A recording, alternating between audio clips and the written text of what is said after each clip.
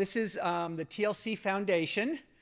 And in the US, we always put our commercial disclosures, and it's mostly, we've written some books and manuals and are engaged in some other products that we do get compensation for, not as much as we would like probably, but none of that really impacts what we're talking about today.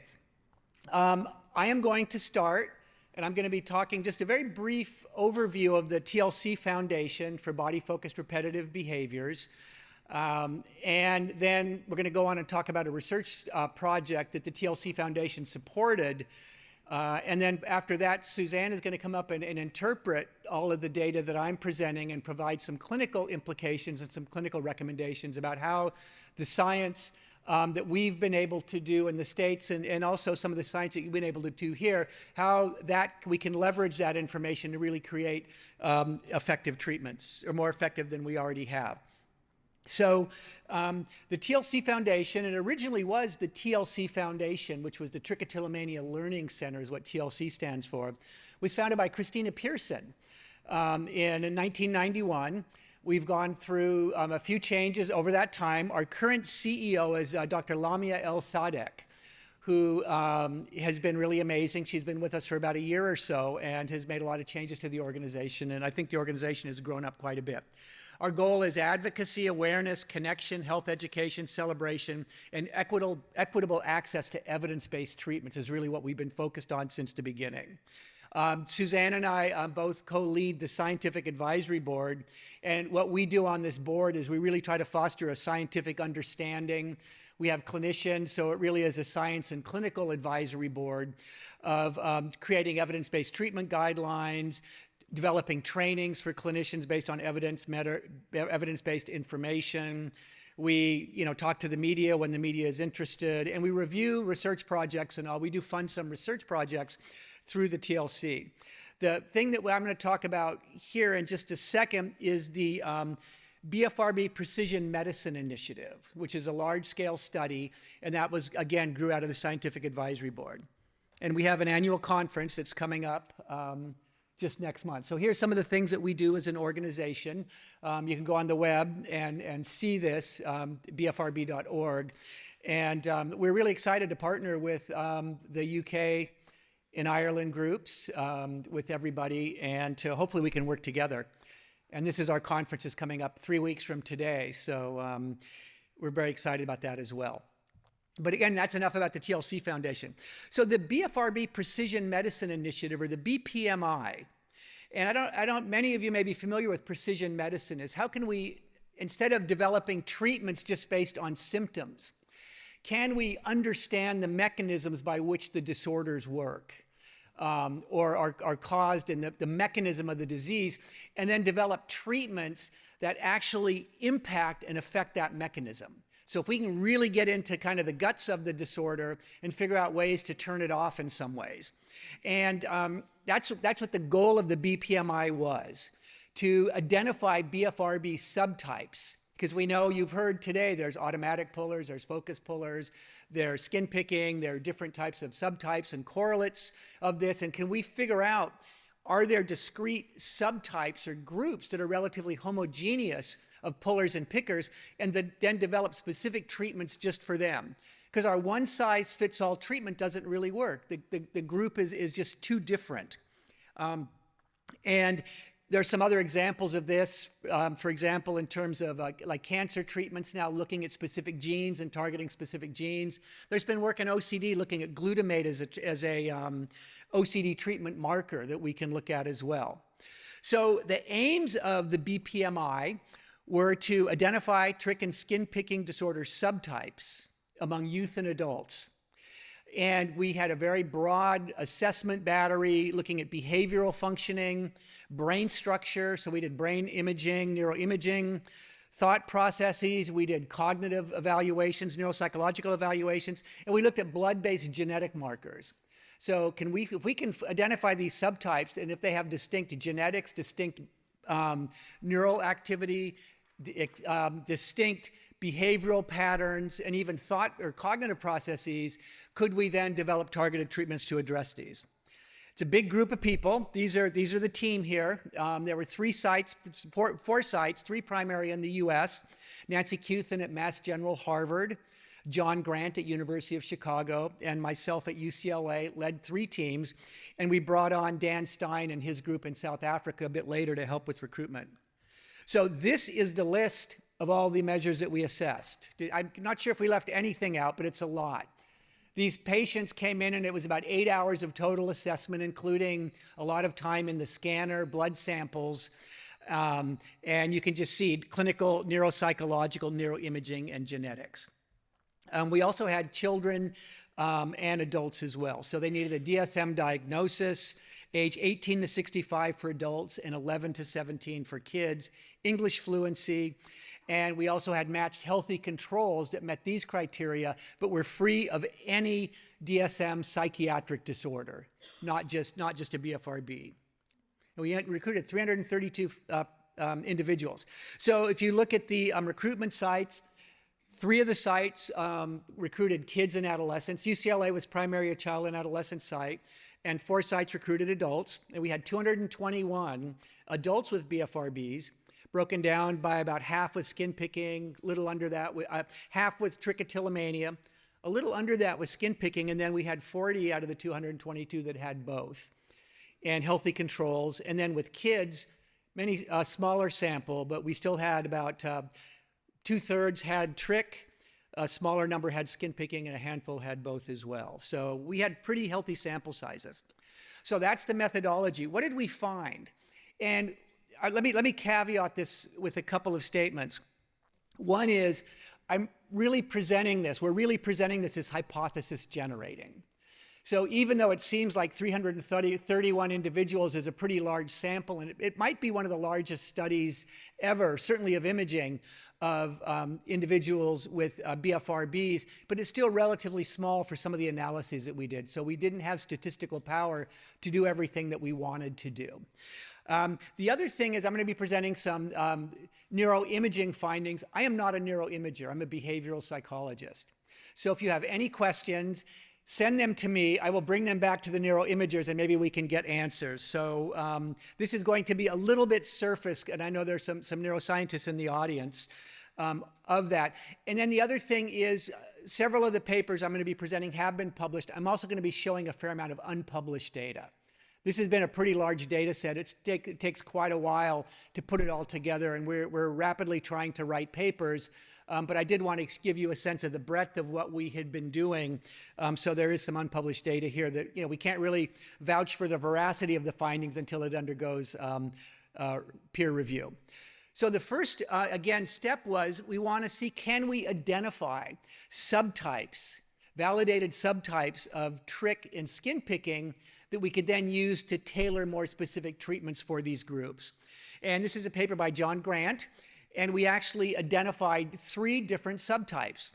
A sensory sensitive subtype, which it's focus pulling, low urges, urges weren't really playing a prominent role here, and the pulling was even kind of low intensity as well, but it was focused. These folks really, when they picked and pulled, they knew exactly what they were doing. The second group was a low awareness, and this was the most common group. Automatic and emotionally triggered pulling, so there was some heterogeneity there. Low urge also, and overall some impulsivity. This group tended to be a little bit more impulsive on some of our cognitive batteries. And then the third group, and this was probably the more severe group, was pulling to control unpleasant urges, an inability to resist urges, more mood and anxiety symptoms, perfectionism, poorer distress tolerance, and higher impulsivity. So this was really the group that tended to be have a lot more intense pulling and pulling for emotional reasons as well. So you can see these are pretty distinct groups. In terms of skin picking, we also identified 2 subtypes. The first was emotional reward. Most of the pickers fell into this category. Strong and frequent urges, automatic and negative emotion-triggered picking, little control, more likely to have ADHD, and perfectionism. And then the functional group really was pretty mild symptoms, mild urges, not really distress, a little bit of sensory issues. So my sense, and I think the sense of the group, is that this group may actually not be qualitatively different. It just be a matter of severity of symptoms. So if you recall, we've identified these subtypes on behavioral and cognitive measures. Can we validate them using brain imaging? Can we identify mechanisms, ideally neural mechanisms, underlying these specific clusters of symptoms? And the answer is kind of, a little bit yes, but not maybe to the extent that we had wanted to, at least with this initial round of papers. So this is another study by John Grant, and this is a structural MRI. And what we found here was that the low awareness pullers, compared to the controls and the sensory sensitive pullers, evidenced increased cortical volume in the lateral occipital lobe. So there was one structural finding. And it may be, if you think about the function of this of the lateral occipital lobe, it can be related to touch proprioception, related sensory activation. So maybe these pullers, if we want to think, chicken or egg, perhaps these folks were maybe a little bit more touch proprioceptive and engage in some more sensory pulling, which not sure that makes sense because this wasn't the sensory group, but that's one way of interpreting it. The other way might be if you look at it conversely. Do pullers in this group develop these brain changes over time as a function of a repeated behavior? The other finding here was that the impulsive perfectionistic pullers had relatively decreased volume in the lingual gyrus compared to controls. And the function of the lingual gyrus, one of the functions is deficits in response inhibition, especially in the context of negative emotions. And this seems to fit much better, that these are the people that are pulling to control negative emotions. And it can impact potentially response inhibition or different kinds of behaviors in that sense. So it may be that this group, this more severe group, that this deficit in response inhibition, especially in regard to negative emotions, may be driving these symptoms. This one seems a little bit clearer. But the one thing that we can conclude from this, again, to some extent, is that this clinical heterogeneity that we're seeing across these subtypes may indeed have some distinct biological underpinnings. And that was one of our goals here. This needs to be replicated, of course.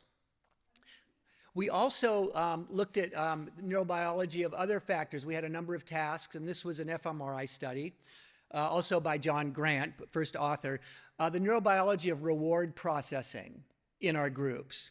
And what we found was that the BFRB group, as a group, pickers and pullers, had marked hyperactivation of the bilateral IFG versus controls, inferior frontal gyrus versus controls during a money incentive task. So this is a reward loss, deciding, am I going to go for more rewards or less rewards?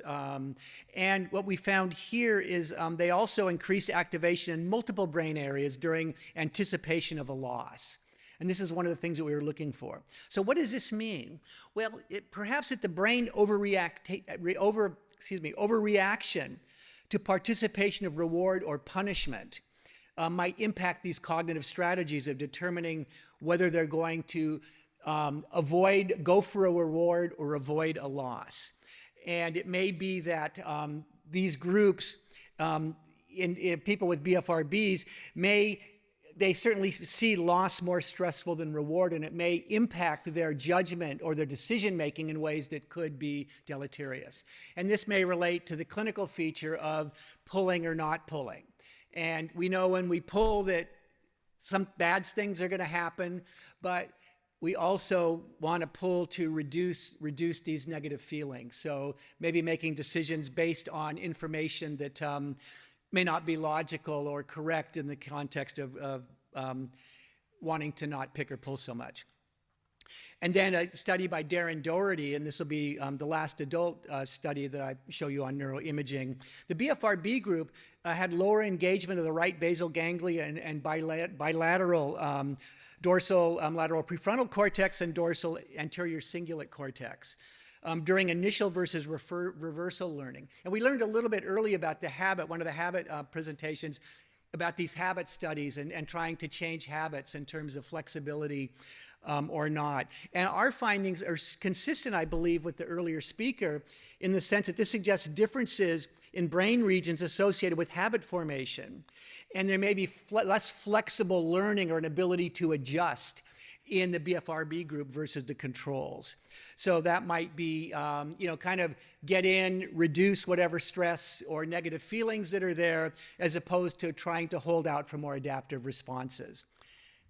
So those are some of the brain imaging findings that we found. And again, I'm just giving you a sense of some of the work that we've done here in this regard. We also looked at response inhibition. Response inhibition is a pretty important component of picking and pulling for many people.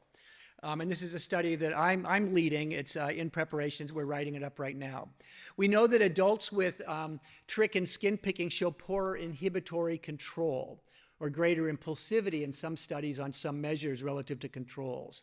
And we know that this greater impulsivity or poorer response inhibition can be associated with greater severity of illness. For hair pulling, we know less about inhibitory control in skin picking. So we examined inhibitory control as a predictor of BFRB severity and impairment along 3 dimensions. And this was using the Barrett Impulsiveness Scale: attentional control or poor focus, motor control or impulsive behavior, and cognitive control or self-control or future planning.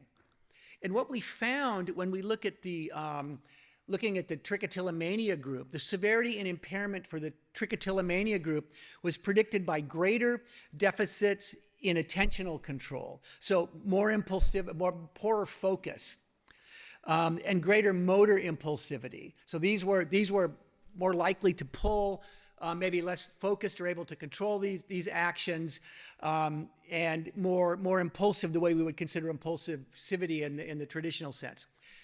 The skin picking group was very different. Skin picking severity and impairment was predicted by greater cognitive impulsiveness, future planning. I'm not thinking about the effects of my behavior in the future. I need to deal with it right now. And combined with that, the avoidance of aversive experiences. So the skin pickers, it seemed like from this study, I can't tolerate negative. I can't tolerate any of these urges or intrusive thoughts or intrusive sensory feelings. Not only do I have less tolerance, but I can't project the benefits of the future of trying to resist picking. So they're more likely to pick in response to, we might even call it more emotional pulling. Very different pattern than the trickers. And overall disability, the overall impact or the impact on function and enjoyment of life was predicted by greater depressive severity. So we need to pay attention to the comorbid conditions when we're working with this population. We also looked at emotion regulation, which is kind of the yin and yang of difficulty managing negative emotions, and then compared with impulsivity. Really, that's kind of the 1-2 piece that really can lead to negative outcomes. We didn't find as much with emotion regulation as we thought. We have a couple of findings. It may be the measure. We may need to do some more studies. But we did find, though, that on the emotion regulation questionnaire, individuals with the BFRB were less likely to use cognitive reappraisal to manage intense emotions, less likely to try to reason their way through, and instead reacting to these emotions without trying to manage in more adaptive ways.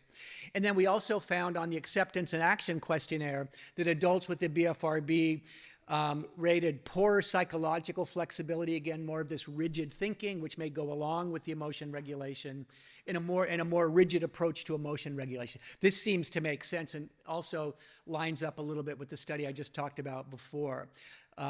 Inability to use more adaptive coping mechanisms and an inability to manage some of the distress associated with picking and pulling. We also looked at sensory factors. The other thing about the emotion regulation is the picking and pulling groups didn't differ. So we looked at them as a group. They didn't separate in the way that we might have thought they would separate. Sensory factors, again, not too much difference between the group, the pullers and the pickers, but the individuals with BFRBs were higher ratings than compared to the healthy controls on all sensory scales that we looked at. So they were more likely to engage, to struggle to filter out irrelevant sensory information, unwanted thoughts, unwanted feelings. You know, if they were having tingles or urges or other sensory phenomenon, they weren't able to ignore them or let them go. They needed to react to these. They were less likely to habituate, again, to these sensory experiences. And so it may be that the BFRBs may serve to self-soothe, and I think we know that from a lot of the families and adults and kids that we've worked with, using BFRBs to self-soothe or to try to manage or distract or negate unwanted sensory experiences.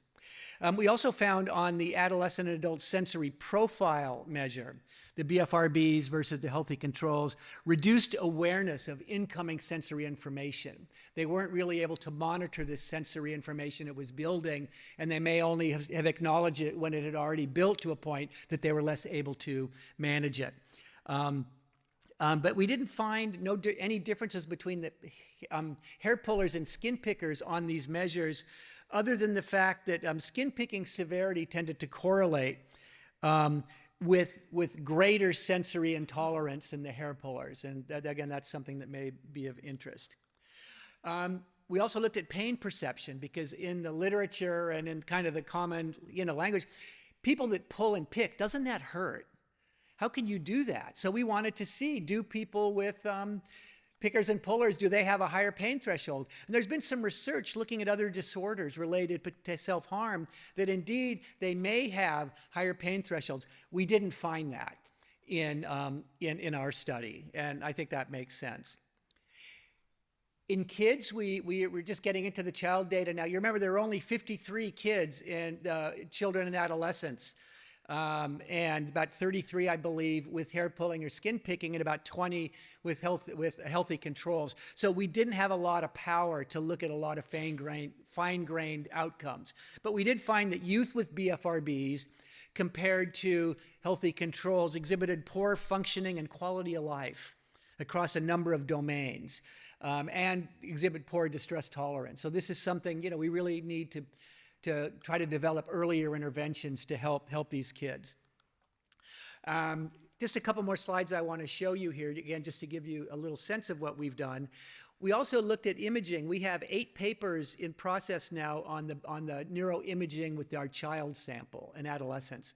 We defined the child and adolescent sample as going up to age 21, again, because we had smaller sample. We needed a larger sample. So it really is child to young adult.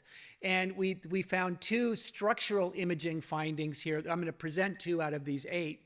The more severe hair pulling symptoms correlated with thicker bilateral entorhinal cortex. And the entorhinal cortex, one of its functions is direction of motion.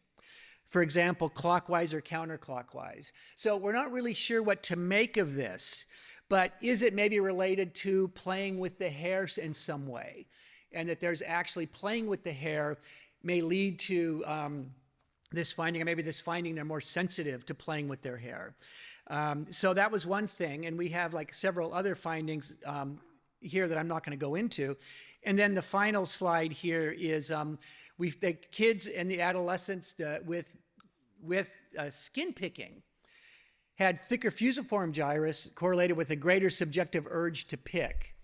And again, here, the functions here might be, if this area of the brain would be facial recognition, limb perception, and is this relevant that maybe people with skin picking are more conscious of where their limbs are in space?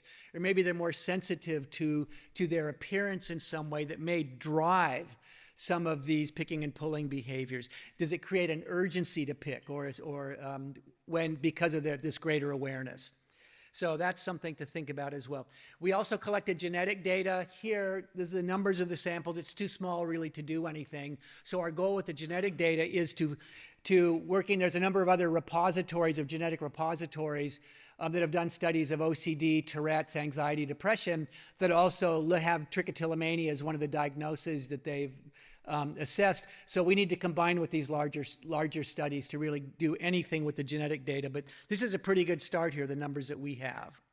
So again, I just wanted to give you kind of an overview. It doesn't all make sense to me. It may not make sense to you, but just to give you a sense of what we're doing here and the work we have ahead of us to try to make sense of all of this. And I'm going to turn it over to Suzanne right now.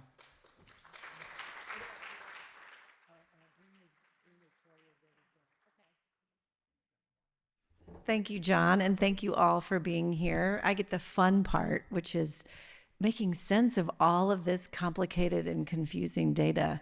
I don't know if y'all had that feeling, probably not the neuroscientists in the room. You probably have all the answers, but we've been muddling through this for quite some time, and I thought I would share some of our ideas of how this data may impact treatment and our understanding of BFRBs. So first of all, clearly there are some biological underpinnings. We saw it in the pictures. There's a difference between people with BFRBs and people who do not have BFRBs in terms of their biology and their brain functioning. Genetically, and it wasn't in this study, but other studies that have been done do show higher incidence of BFRBs among family members of people with a BFRB. So we know that it's there. We just haven't identified exactly where it is. But one thing that I thought was really interesting is what kept coming up is these 3 functions of BFRBs. And this is sort of where we're landing right now. We're open to suggestions or modifying this, but really looking at BFRBs as serving a regulatory function that might be different for different people, and maybe even more than one of these might relate to an individual. But the sensory regulation, emotion regulation, and cognitive regulation. And to confuse it even more, there may be some mediating factors so that impulsivity or a lack of impulse control could impact these things. Distress tolerance certainly is a factor that would make it look different from one person to the next. Reward seeking. In fact, with BFRBs, I think this is one of the only psychiatric diagnoses where reward is such a factor. We look at OCD, we look at phobias, we look at anxiety, and it's all about getting rid of this bad feeling. But BFRBs are very categorically different in that there's a reward in there for many people, not all people, but for many people, it's really seeking a sensation, a feeling, an outcome, and we can't overlook that. And then learning styles, as John pointed out, attentional control, motor control, and cognitive control. And then to confuse it even more, we have environmental factors. And we've heard about this all throughout the day. I think Jude and her colleague talked about, where do BFRBs happen? What context, what activities are associated with picking and pulling? What are the antecedents? What are the consequences? What are the actual behaviors that people engage in? Is it one hair at a time or multiple hairs? Is there stroking? Is there searching for certain hairs? Is there touching of the skin, which we now know probably impacts dopamine and serotonin and other neurotransmitters? And so we have to really look a little bit deeper, certainly, than just focused versus automatic. I hope if we've learned nothing today, we can put those terms away and start to think about this as a little more complex and a little bit deeper level. So I want to talk about the 3 functions that I identified and explain a little bit more about what that means. Especially if you don't have a BFRB and you're coming to this from a different scientific genre, I think this might help to make sense of things. But sensory regulation is really talking about how we serve our sensory nervous system at a given moment. And oftentimes that looks like sensory soothing, which could be rocking. I don't know, I'm a rocker. And that when I get overstimulated, this just feels really good. For some people, it's touch. For some people, it's an object or an experience or a smell or a texture or a taste. So oftentimes people with BFRBs identify something about the picking or pulling that is soothing to them from a sensory standpoint. And we see all 5 of the senses involved, including smell and taste, even though those are a little bit less common. Oftentimes people describe increased stimulation with picking and pulling. They feel tired, they feel bored, they feel like they're about to fall asleep. And one hair pull can wake them up and can set that energizing in motion. The opposite is true. We kind of think of it like a seesaw, that when you're understimulated, hair pulling and skin picking can excite the nervous system. And when you're overstimulated, it can also calm the nervous system. So we see typically at the end of the day, someone's feeling overwhelmed, exhausted, maybe had too much stimulation that day, and that hair pulling and skin picking can serve to kind of calm that system down and help a person achieve that homeostasis that they're looking for. Oftentimes, we hear people describe reducing unpleasant sensory experiences, getting rid of all those coarse, wiry, white, dark, light, different hairs, getting rid of a bump. Usually, we see this as either tactile or visual. I don't like the way it looks, or I don't like the way it feels. Or it could be increasing a positive sensory experience. I like the way it feels when it's smooth. I like the way it looks when this eyebrow matches this eyebrow, or the line on my part is perfectly even. And the way it smells, believe it or not, hair has a smell oftentimes, as does excoriate, and people will examine these things and derive pleasure from that, or interest. So even taste, putting the hair or the excoriate in the mouth, and sometimes even ingesting. Auditory, it's less common, but we do hear when you pull the eyelashes, you can hear the eyelid kind of popping on the eyeball, and that's kind of a cool sensation, or auditory sensation, or hearing the pimple as it pops. So it really involves all of the senses. Emotion regulation, I think most people have heard of this, but to kind of cover it, reducing stress, obviously, that's the most common, but oftentimes people pick and pull when they're bored. Managing worry, future outcomes, we saw this in some of the brain research. And in fact, on a large database that I work on through stopppullingandstoppicking.com, we see the most common experience that people report when engaging in a BFRB is worry. And we can't not look at that. So helping people manage their anxieties, manage their worries, their future focus. Procrastination, I hear this all the time. I do it when I'm thinking about something that I should be doing, but I don't feel like doing it. It's kind of avoidance or procrastination, or putting something off. Increasing satisfaction, gratification, or excitement. This is the reward. It feels good, or I feel like I've cleared out all my pores, or I've achieved some sense of success through this goal-directed activity. And then we also see increased guilt, shame, and frustration and hopelessness, which, as I think Claire talked about initially at the beginning of the day, can lead to more BFRB activity. And so again, we have to look at all of these functions.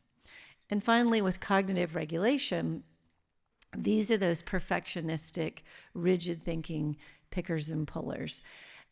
People who have beliefs about their BFRB. I can't study without doing my BFRB. I have to have all of my eyelashes pointing the right direction. I can't have any excoriate in the pores in my face. It must be excoriated out. So we always want to evaluate for beliefs that are rigidly held that keep a person engaged with that behavior. And oftentimes that's the only way in to get the behavioral change. Obviously, I'd mentioned associated with worry and future prediction, anticipation of future events. This is what if, and thinking about all the possible negative outcomes that could potentially happen. Rigid beliefs about hair and skin, how it should be. It should look like this. I shouldn't have those wiry ones. I shouldn't have those light ones. I shouldn't have blackheads on my face. Those types of beliefs. Rigid beliefs about treatment progress. Oftentimes, perfectionism seeps into treatment in terms of I have to, if I pull or pick, I've ruined it.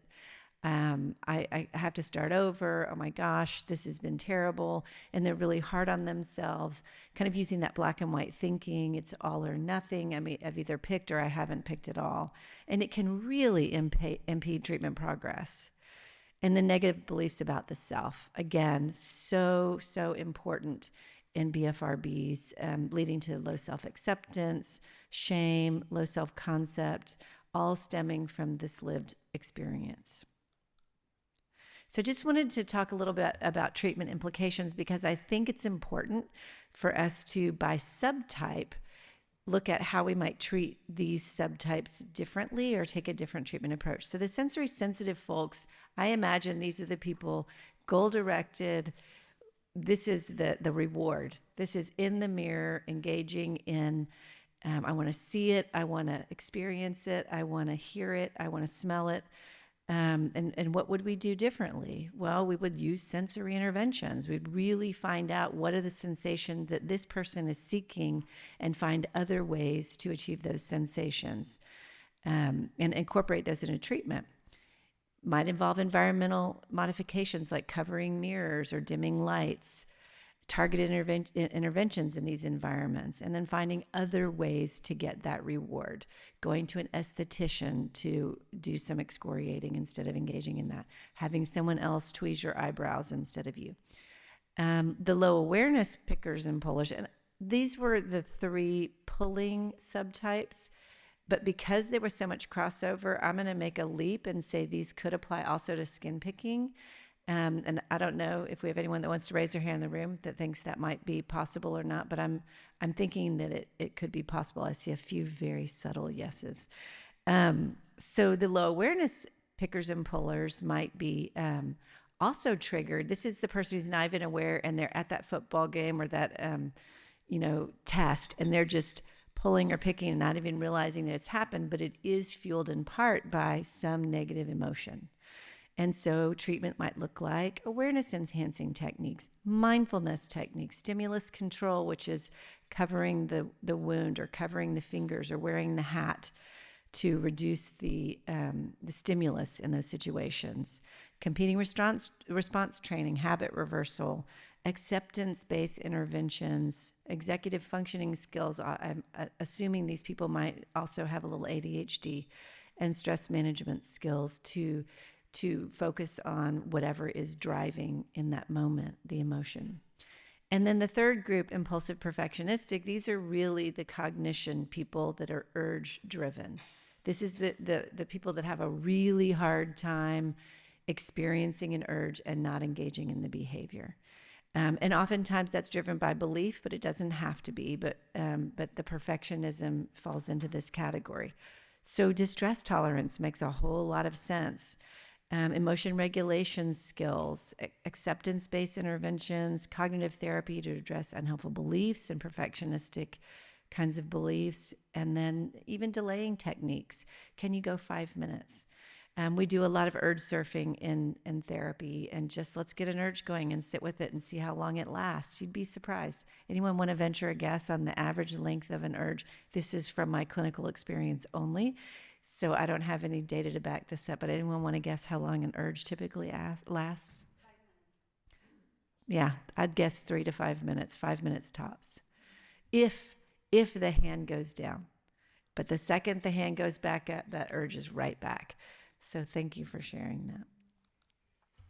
So implications for treatment of skin picking is, John pointed out the 2 subtypes might not be discrete subtypes. They might be more, continuum of severity. And so I've kind of conceptualized them as potentially being related to the other 3 that we found in hair pulling. I'd love feedback from the audience on that. And as John pointed out, we really need to do replication studies and to dive further into these subtypes to see, is this really replicable? Are we really seeing this, or was that just a fluke of the data? But what we want to be aware of is greater cognitive impulsiveness, future planning. We have to address worry. That was something that we identified made things worse for people with skin picking disorder. Avoidance of aversive experiences. So we want to practice acceptance and distress tolerance. How do we feel an urge or feel a negative emotion and not act on it, which is really, really hard for everybody, but we all have to practice these skills. And then presence of comorbid symptoms, ADHD, depression, anxiety, OCD, what else is going on, and how does that impact the BFRB? And oftentimes we have to deal with those comorbidities first before we jump in. So real quick, because I know we're running short on time and I do want to have some time for questions, I call these gold standards, these some things that maybe came out of this that we can say, yes, for sure, I think this is important. One is that we can't use a cookbook approach. We really have to look as a functional approach. What is driving the behavior for this unique individual in my office at this time? And we can't just say, you do this because you have a BFRB. We have to look deeply. We have to understand the function of the behavior. But there are two things that I think go without saying that we do with every single person that comes in the office. The first being preparation. And it's like treating for OCD or anxiety with anything. We don't just walk in the door and go, okay, you need to start using these, skills. This is what you do. We have to prepare the person. We have to talk about readiness. Oftentimes a person, they come in, but they're not really, they don't understand what are we really talking about. What we have to talk about the process of change. How does it work? What's involved? What are your goals? What does success look like for you as an individual? And how will we work toward that? So preparation might take 3 or 4 sessions, and it is constantly going on throughout treatment. Addressing comorbid conditions, and then set realistic goals. Oftentimes I'll ask a patient, what is your goal? And they'll say to never, ever pull a hair again. And we have to talk about that because that's probably as likely as me never eating chocolate again. It's going to happen. And how are we going to manage that? And what is actually realistic? And then address a lived experience. We cannot do treatment without talking about shame, without talking about low self-esteem, low self-acceptance, and how the BFRB has impacted a person in their life. So self-compassion is huge in this work, as is a sense of common humanity. That's why these experiences and coming to conferences and meeting people is so profound, because you see I'm not alone. There are other people, and they're cool. They're like cool people that I want to hang out with. These, as one patient said, and I don't know, this really dates me, but she said, oh my gosh, it's not the bar at Star Wars. And I'm like, yes, that's exactly right. These are like lovely, lovely people. So just BPM next steps. There's so much data left still to analyze. So we're still looking and wanting to collaborate, which was why it was so nice to be invited here. The genetic data, we want to, as John pointed out, maybe 23andMe, they do ask about hair pulling and skin picking in their initial questionnaire. So they have loads of data. That's something community members could really advocate for, because we've tried and they won't let their data go. So we would love to see that. Continue validation of clinical subtypes. We need more imaging. We need more studies to happen. Identifying biological, cognitive, and clinical treatment targets, and obviously obtaining funding to test these things, and continuing to develop and test precision-based assessment and intervention protocols for BFRBs. So we have a lot of work left to do, but I think we're in really good company in this room, and I hope that we can collaborate with many of you. So thank you to the BFR community and to all of you today.